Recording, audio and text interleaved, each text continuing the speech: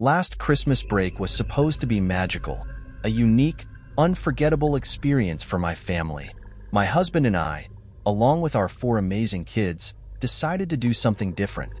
Instead of our usual holiday traditions in bustling London, we thought we'd escape to the serene beauty of Greenland. Joining us were my siblings and my parents, which made it feel like the perfect opportunity for an extended family getaway. We envisioned a peaceful retreat, a Christmas surrounded by snow-covered landscapes and quiet nights by the fire. But what awaited us was a nightmare that changed our lives forever. We flew out on the evening of December 23rd, eager to embrace the adventure ahead. The flight, though long, was uneventful. By the time we landed in Greenland, it was close to midnight. The cold air greeted us as we stepped off the plane, and we were all too exhausted to appreciate the beauty around us. After picking up our rental car, we drove to the chalet we had rented. Tucked away in the rolling snowy hills, it was everything we hoped for: cozy, warm, and utterly picturesque. The moment my head hit the pillow, I was fast asleep. The next day felt like something out of a postcard. The untouched snow glistened under the weak winter sun, and the children couldn't contain their excitement as they played in the yard. My siblings and I marveled at the serene beauty around us, taking in the vastness of the icy tundra. By nightfall, we were sitting by the fireplace, sipping hot cocoa and sharing stories. It felt like one of those rare moments in life where everything was just perfect. But perfection, as I would soon learn, can be frighteningly fleeting. Christmas morning began with joy. The kids tore through wrapping paper to uncover their gifts, their laughter filling the living room. We had a hearty breakfast, and around noon, we all decided to go for a hike on a nearby mountain trail. The idea was to take in the views, snap some photos, and create more memories to cherish. The path was breathtaking, flanked by frosted trees and blanketed in snow. It was so quiet you could hear the crunch of every step. About 15 minutes into the hike, we stopped at a clearing to take a group photo. The kids were laughing and chasing each other, their cheeks flushed from the cold. Then, out of nowhere, everything changed. 3 men emerged from the woods, their faces obscured by black ski masks. My heart sank as I registered what was happening. One held a knife, while the other 2 carried pistols. "Don't scream. Don't run," the tallest of them said in a voice as cold as the air around us. The children huddled closer to my husband and me, their eyes wide with fear. I could barely breathe as the realization sank in. We were completely alone out here, far from any help. "Give us everything you have," one of them barked, waving his pistol for emphasis. My siblings and I scrambled to comply, handing over phones, wallets, watches, and anything else we could think of. My husband tried to keep the kids calm, whispering reassurances, but I could see the fear in his eyes. The men moved methodically, stuffing our belongings into a backpack. Then the shortest of the 3, jittery and agitated, snapped, "This is it? This is all you've got?" "Please," I said, my voice shaking. "We don't have anything else. Just take what you want and leave us alone." For a moment, it seemed like they might. They began to back away, and I felt a flicker of relief. But then, without warning, the short man lunged forward and grabbed my youngest son, Liam, who was only 6 years old. "No, stop," I screamed, lunging toward him. But the tallest man shoved me back so hard I stumbled into the snow. "We need leverage," the short man said, tightening his grip on Liam, "just in case they report us." "Let him go," my husband shouted, stepping forward. The man with the pistol raised his weapon, aiming it squarely at him. "Stay back or he's done," the man growled. Time seemed to freeze. Liam's terrified cries pierced the air as the men dragged him toward the woods. My siblings held me back as I screamed and pleaded, desperate to run after them. We sprinted back to the car, our minds racing with panic and disbelief. My husband drove us straight to the nearest police station, where we reported the robbery and the abduction. The officers listened intently, their expressions grim as they assured us they'd do everything they could to find Liam. But their eyes betrayed a painful truth. Out here in the remote wilderness, the odds were not in our favor. That night, no one slept. Every sound outside the chalet felt like a threat. The weight of guilt and fear pressed down on me, and I couldn't stop blaming myself. If only we hadn't come here. If only we'd stayed closer to the city. If only I'd protected Liam better. The next morning, we cut our trip short and flew back to London. Christmas was over, but the nightmare was just beginning. The weeks that followed were a blur of grief and desperation. We worked closely with the authorities, but the leads were scarce. The men had vanished without a trace, leaving no clues as to where they'd taken Liam or why. Days turned into weeks, and weeks into months. Every phone call from the police filled me with equal parts hope and dread, but the answers never came. My once happy home became a place of silence and sorrow. My other children grew quiet, their laughter replaced by cautious whispers. My husband and I clung to each other, trying to stay strong for the sake of our family, but the weight of our guilt and grief often felt unbearable. To this day, Liam's fate remains a mystery. The masked men were never caught, and the trail went cold. Every Christmas since has been a painful reminder of what we lost that day in Greenland. We try to move forward, to create new memories, but the shadow of that winter still looms over us. What would you do if you were in our situation? How do you hold on to hope when the odds seem insurmountable? Is there ever a way to find peace when the answers you seek may never come? Let's talk about it.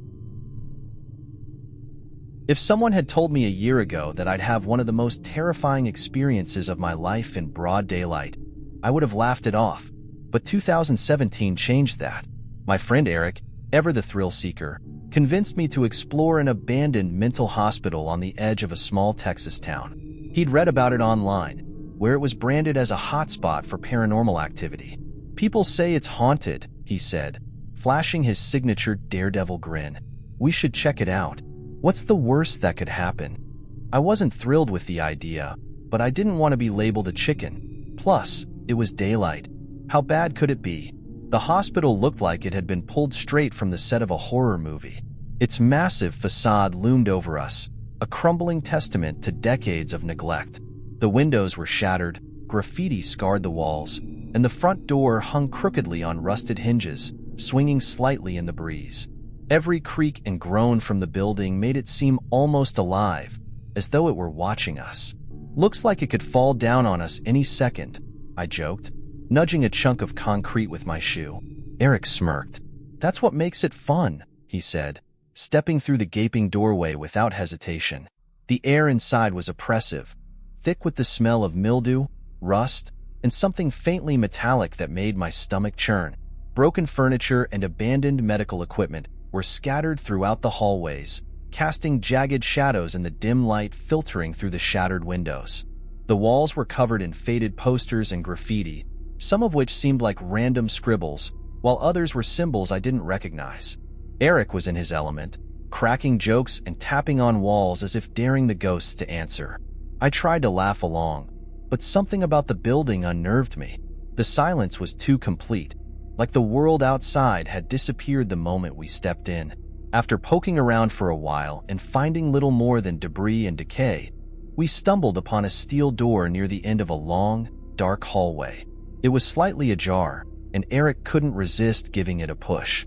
The hinges shrieked in protest as the door swung open, revealing a small, bare room.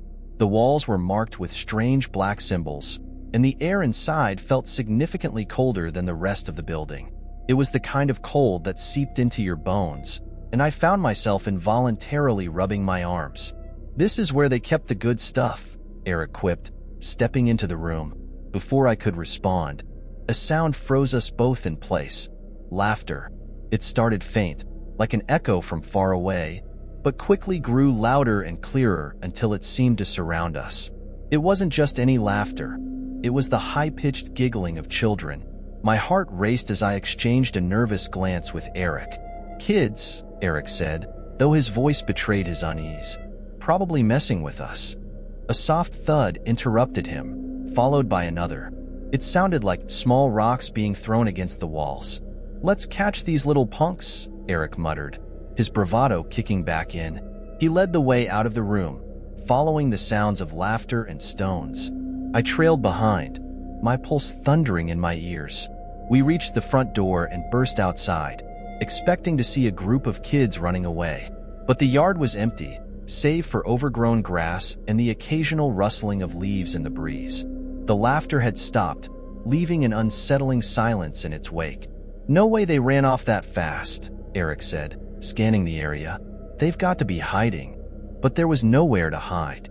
The yard was wide open, bordered by a few scraggly trees that couldn't conceal anyone. Just as we were about to give up, the laughter started again, faint at first but unmistakable. This time, it was coming from inside the building. Eric and I looked at each other, his bravado faltering for the first time. "This isn't funny anymore," he said, despite every instinct screaming at me to leave. I found myself following Eric back into the hospital. The laughter stopped as soon as we crossed the threshold, replaced by a suffocating silence. The air felt heavier, and the shadows seemed darker, more menacing. When we reached the steel door again, it was wide open. The chairs and table that had been in the room were gone, as though they had never been there. Eric cursed under his breath. "Let's just get out of here," he said, his voice shaking. For once, I didn't argue. We walked quickly down the hallway, every creak and groan of the building amplifying our fear. As we neared the exit, I felt an overwhelming sense of being watched. I glanced over my shoulder, half expecting to see something, or someone, following us, but the hallway was empty. We didn't speak until we were safely back in the car, the hospital shrinking in the rearview mirror. Eric kept checking over his shoulder, as though expecting the shadows to follow us. I couldn't shake the feeling that we had been trespassing somewhere we didn't belong, and whatever was in that building wasn't done with us. Even now, I wonder what would have happened if we'd stayed longer. Who or what was laughing? Why did the room change? Did we encounter something supernatural? Or was it just our imaginations running wild in a creepy old building? What do you think? Have you ever had an experience where you couldn't explain what happened? Was it something paranormal, or was it all in your head? When I was 8 years old, my world felt like a place of endless wonder. Everything around me seemed magical, like the soft crunch of fresh snow under my boots, or the way snowflakes glittered like tiny crystals under the glow of streetlights.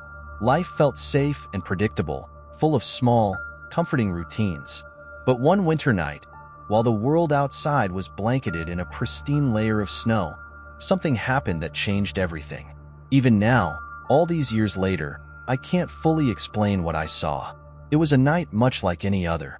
My dad had just tucked me into bed, pulling the warm quilt up to my chin and ruffling my hair before whispering his usual, "Sleep tight, kiddo." I nodded, though I wasn't tired.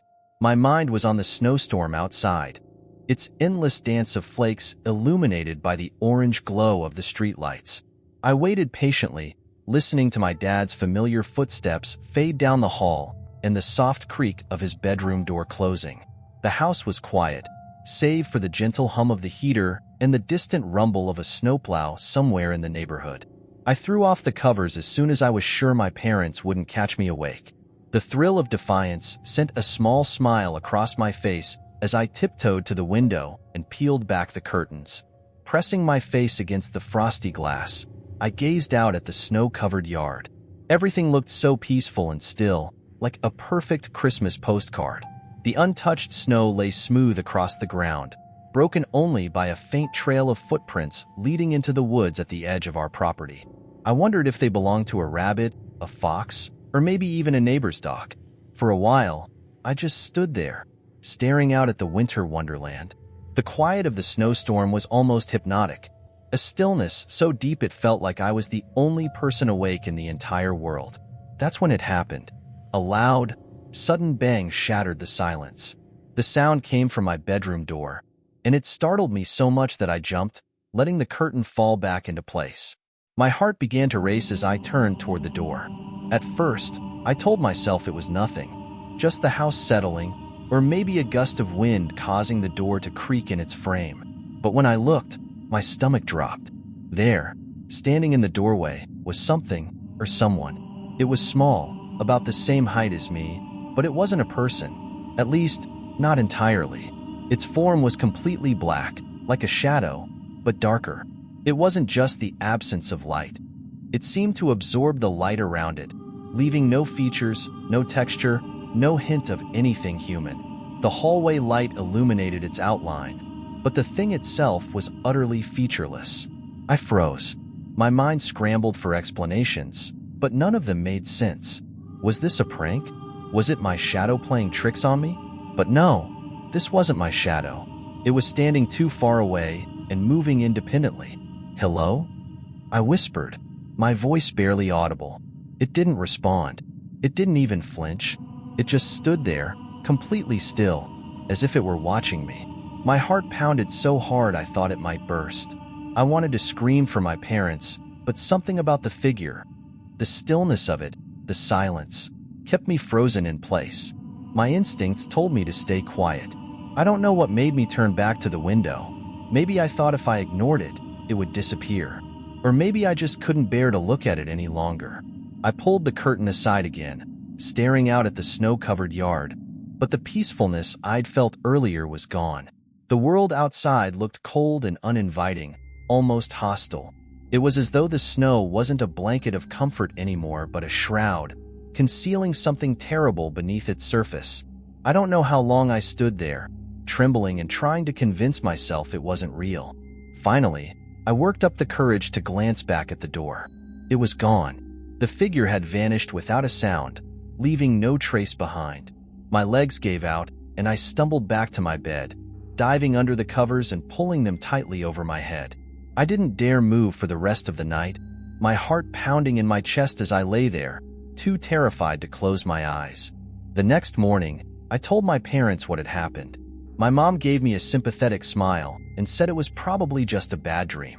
My dad, ever the skeptic, suggested it was a shadow caused by the hallway light and my overactive imagination. But I knew better. I was wide awake, and what I saw wasn't a shadow. It wasn't my imagination. I never saw the figure again, but the memory of that night has stayed with me, as vivid and unsettling as ever. Sometimes, on snowy winter nights, when the house is quiet and the wind howls through the trees, I think about it. What was it? Why was it there? And the question that haunts me most of all, why didn't it do anything? Was it just watching? Waiting? Or was I somehow spared? I've never found the answers, but one thing is certain. I'll never look out my window at night again. What do you think the shadow figure was? A figment of a child's imagination? A protective spirit? Or something far more sinister? And why do you think it didn't harm or interact with her?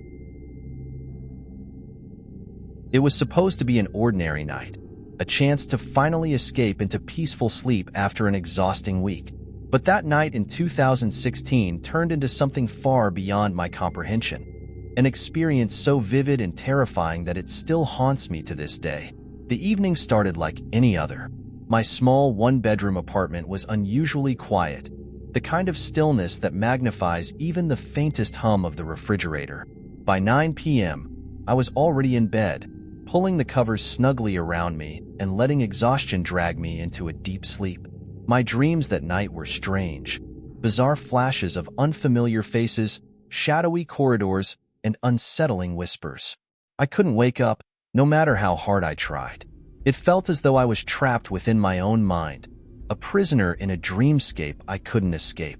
When I finally jolted awake, the room was shrouded in darkness, the kind of silence that feels unnatural. I instinctively reached for my phone on the nightstand and squinted at the screen. It was exactly 3:33 a.m. groggy and disoriented.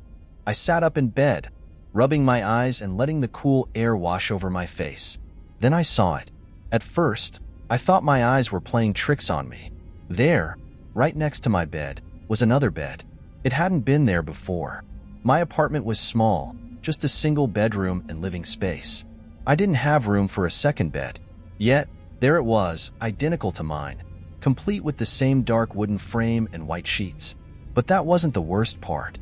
What sent an icy chill down my spine was the figure lying under the sheet. Someone, or something, was there. The sheet was pulled up over their head, obscuring their face completely. My heart thundered as I stared, trying to process what I was seeing.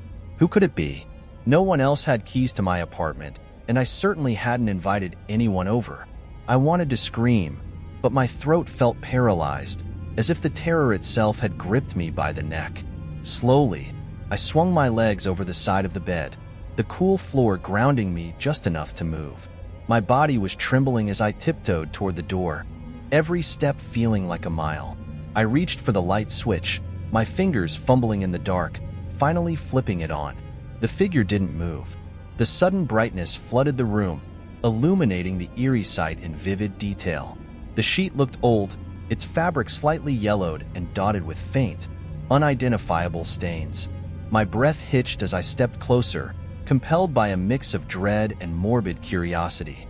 Through the thin material, I could make out the outline of the body, a person, unmistakably, but the stillness of their form was unnerving. My hand shook as I extended it toward the sheet. The moment my fingertips brushed the fabric, the figure moved. I stumbled backward, barely catching myself as the figure slowly sat up, the sheet still draped over them.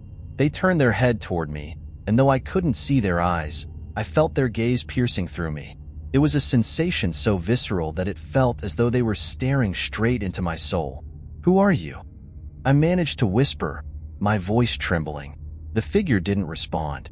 They rose from the bed, their towering presence filling the room with an oppressive weight. Slowly, they took a step toward me. I felt rooted to the spot, paralyzed by fear, until the primal instinct to survive finally kicked in. I turned and bolted for the door, my hands shaking so violently that it took me several tries to unlock it. I didn't look back as I sprinted down the hallway, out of the apartment and into the cool night air. Only when I was safely outside, leaning against the brick wall of the building, did I allow myself to breathe. My mind raced with questions. Who or what was that? How did they get into my apartment? Shaking, I called the police. They arrived quickly, their blue and red lights cutting through the darkness. I recounted the events as best as I could, though my voice quivered with every word. The officers assured me they would check the apartment and told me to stay put. I watched as they entered, their flashlights slicing through the shadows of my home. When they returned, their expressions were neutral but skeptical. "There's no one in there," one of them said. "We searched every room. Are you sure you weren't dreaming?" I wanted to argue, to insist that what I saw was real, but their calm dismissal made me hesitate. Thanking them, I watched as they left, their cruiser disappearing into the night. Gathering every ounce of courage, I crept back into the apartment. The extra bed was gone. Everything was exactly as it had been before I went to sleep. No sign of the figure, no misplaced furniture, just the same small, quiet apartment I had known for years. But the room felt different now, as if it had been touched by something unexplainable. I didn't sleep for the rest of the night. Every creak of the floorboards and rustle of the wind outside made me jump. When morning finally came, I packed my things and started looking for a new place to live. I moved out within a week, leaving the apartment and its haunting memory behind. Even now, years later, I can't explain what happened that night. Was it a dream? A hallucination? Or had something truly otherworldly entered my home? Sometimes, when I wake up in the middle of the night, I feel the weight of eyes watching me and wonder if the figure in the white sheet will return. What do you think it was? My imagination playing tricks, or something far more sinister? It was one of those nights where the air hung heavy and quiet, the kind that made every little sound echo more than it should. I was halfway through my graveyard shift at the gas station. The fluorescent lights buzzed faintly overhead, and the refrigerators hummed their steady tune in the background. It was the usual rhythm of the night, familiar and almost comforting in its monotony. The store was empty, save for me and my thoughts, as I methodically restocked shelves. Then, the chime of the doorbell broke the silence. A woman entered, holding the hand of a young boy who couldn't have been more than 8. They both looked like they'd been through a storm. Her clothes were torn, her face streaked with tears, and the boy clung to her side with wide, terrified eyes. Their fear was palpable, like a cold wind that followed them inside. The woman's voice trembled as she approached the counter. "Can I use your phone, please?" she asked. Her words rushed, barely above a whisper. I nodded, handing her the store phone. As she dialed, I noticed her hands shaking so badly she nearly dropped it. The boy stayed close, his small frame leaning into her for comfort. I couldn't help but overhear snippets of her conversation. She was urgently pleading with someone on the other end, asking for help, though I couldn't make out the details. When she hung up, she looked at me with desperation in her eyes. "Can we stay here for a while?" she asked, her voice almost breaking. "Of course," I said without hesitation. "Take all the time you need." I offered them water and snacks from the store, waving off her thanks. The boy nibbled on a candy bar as his mother sipped the bottle of water, sitting in a corner of the store like they were trying to disappear into the shadows. I went back to my tasks, but my eyes kept darting toward them. My gut told me they were running from something, or someone. An hour passed. The woman and her son hadn't moved much, but the tension in the air had only grown heavier. Then, the door chime sounded again, this time with an aggressive jolt. I turned to see a man storming in, his face a mask of rage. He was tall, broad-shouldered, and radiating anger with every step. His eyes locked on the woman and boy. "There you are," he barked, his voice like a thunderclap in the quiet store. The woman shrank back, pulling her son close as he whimpered in fear. I stepped between them and the man, my heart pounding. "Sir, you need to leave," I said, trying to sound calm but firm. He ignored me and took another step forward. "Get out of my way," he shouted. "She's coming with me." He lunged toward her, but I moved to block him. "Sir, if you don't leave, I'm calling the police," I said, my voice steadier than I felt. He sneered and swatted at the phone in my hand, sending it clattering to the floor. Panic surged through me, but I scrambled to pick it up and dialed 911. "We need police at the gas station on Elm Street," I managed to say, my voice shaking. The dispatcher assured me officers were on their way, but every second felt like an eternity. The man was relentless, shouting obscenities and trying to push past me to reach the woman. She was crying now, holding her son so tightly it looked like she was afraid he'd disappear. I planted myself firmly in front of them, silently praying the police would arrive before the situation escalated further. Finally, the sound of sirens cut through the tense air. The man froze for a moment, his rage replaced by a flicker of fear. The door burst open, and two officers entered with their weapons drawn. "Step away from them," one of the officers commanded. The man hesitated, then raised his hands in surrender, his face twisted in frustration. The officers moved quickly, cuffing him and leading him out to their squad car. The woman collapsed into a chair, sobbing in relief. The boy buried his face in her shoulder, his small frame trembling. One of the officers stayed to take her statement while the other ensured the man was secured outside. She explained through tears that the man was her boyfriend and had been abusing her for years. That night, she had finally found the courage to escape, taking her son and running as far as she could. She hadn't expected him to find them so quickly. The officer assured her she was safe now and promised to help her find a shelter where she and her son could stay. Before she left, she turned to me, her eyes filled with gratitude. "Thank you," she said, her voice breaking. "You saved us." I nodded, unable to find the right words. As they walked out into the night, escorted by the police, the store fell silent once more. But it wasn't the same silence as before. This was a quiet filled with the weight of what had just happened, the knowledge that something terrible had been averted. As dawn approached and the soft light of morning began to filter through the windows, I sat behind the counter, replaying the night in my head. The woman's tearful face, the boy's fearful eyes, the man's rage, all of it stayed with me. I wondered what would become of them, whether they'd find the peace and safety they so desperately needed. That night changed the way I saw my job, my life, everything. It reminded me that even in the most ordinary moments, we might find ourselves called to stand against the darkness. And it left me with a question that still lingers. How many people are out there, trapped in their own shadows, waiting for someone to step in and help? What would you do if faced with a moment like this?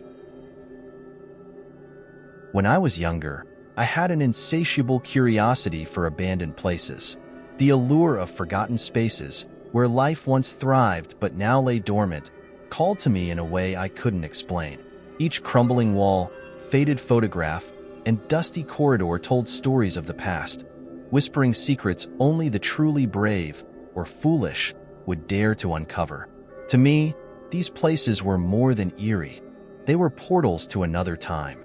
My friends and I often shared tales of these ghostly structures, and one summer evening, fueled by both boredom and adrenaline, we decided to explore the abandoned school on the edge of town. This school had been closed for decades, the kind of place that older generations spoke about in hushed tones. Stories of strange noises, shadowy figures in the windows, and the occasional scream that pierced the night gave it an infamous reputation. Despite the warnings, we couldn't resist the pull. After all, how could we pass up the chance to face a so-called haunted school? The night was perfect, or perfectly unnerving. A heavy fog had rolled in, cloaking the streets in a ghostly shroud. The four of us, me, Tom, Lisa, and Sarah, met at my house to prepare. We packed flashlights, snacks, and a little courage. As we walked through the empty streets, our conversation turned to the stories we'd heard. Some claimed to have seen flickering lights in the windows. Others swore they heard footsteps echoing in the halls when no one was inside. Tom, always the skeptic, laughed off the tales, but Lisa and Sarah exchanged uneasy glances. I kept quiet, my excitement tinged with apprehension. When we reached the school, its ominous presence made us pause. The building was enormous, its windows shattered like jagged teeth, and ivy snaked up the crumbling brick walls. The front doors were chained shut, but Tom quickly found a broken window around the back. With a deep breath, we climbed through, one by one, into the darkness. The air inside was thick and stale, carrying the unmistakable scent of mildew and decay. Our flashlights cast long, shaky beams through the dusty corridors. Every step we took echoed loudly, as though the building were amplifying our presence. Despite our bravado, none of us wanted to split up, so we moved as a group, sticking close to one another. The main hallway led us past the principal's office, the door slightly ajar. Tom pushed it open with a dramatic flair, making us all jump. The room was in disarray, as though someone had left in a panic. Papers littered the floor, and the desk was overturned. A faded portrait of a stern-looking man hung crookedly on the wall, watching us with unblinking eyes. Creepy, but not haunted, Tom declared with a chuckle. None of us laughed. Classroom after classroom revealed similar scenes. Desks and chairs covered in layers of dust, books left open as if the students had vanished mid-lesson. In one room, a chalkboard displayed a scrawled message that made my stomach churn. "Don't look back." The letters were smeared, as though written in a hurry, and their meaning was chilling. Tom dismissed it as graffiti, but I couldn't shake the feeling that it was a warning. As we explored, the oppressive silence began to weigh on us. Then, a loud bang shattered the stillness. We froze, our flashlights darting around the hallway. "What was that?" Sarah whispered, her voice trembling. No one answered. Against all logic, we decided to investigate, our footsteps slow and hesitant. The sound led us to the gymnasium. The doors were closed, but muffled noises seeped through. Tom, ever the fearless leader, pushed the doors open, and we stepped inside. The gym was cavernous, the far corners swallowed by darkness. In the middle of the floor stood a figure. It faced away from us, its shoulders rising and falling as though it were breathing. Our flashlights wavered, casting eerie shadows on the walls. "Who's there?" Tom called out, his voice wavering for the first time that night. The figure didn't respond. Slowly, it turned to face us. The sight stole the breath from my lungs. Its face was hollow, pale, and sunken, with eyes like empty voids. It opened its mouth, unleashing a bone-chilling scream that echoed off the gym walls. Panic overtook us. We turned and bolted, our footsteps a frantic cacophony against the old wooden floor. I don't remember how we navigated the maze of hallways or how we found the exit. All I recall is the sheer terror that propelled me forward, every nerve in my body screaming to escape. Behind us, the figure's wails grew louder, as if it were chasing us. When we finally burst into the cool night air, we didn't stop running until we reached the safety of my front porch. Bent over, gasping for breath, we exchanged wide-eyed glances, but no one said a word. What could we say? We had gone looking for ghosts and found something far worse. We never returned to that school. In the days that followed, we tried to rationalize what we saw. Maybe it was a trick of the light, a shadow cast by our flashlights. Maybe it was an elaborate prank. But deep down, we all knew the truth. Whatever was in that gym wasn't human. To this day, the abandoned school still stands, its windows dark and foreboding. Some say they've seen figures moving inside at night, while others hear faint screams carried on the wind. I don't know what we encountered that night, but one thing is certain. Not all mysteries are meant to be solved. What do you think was in the gym? Could it have been a ghost, a lost soul, or something else entirely? And if you had the chance, would you explore the school for yourself?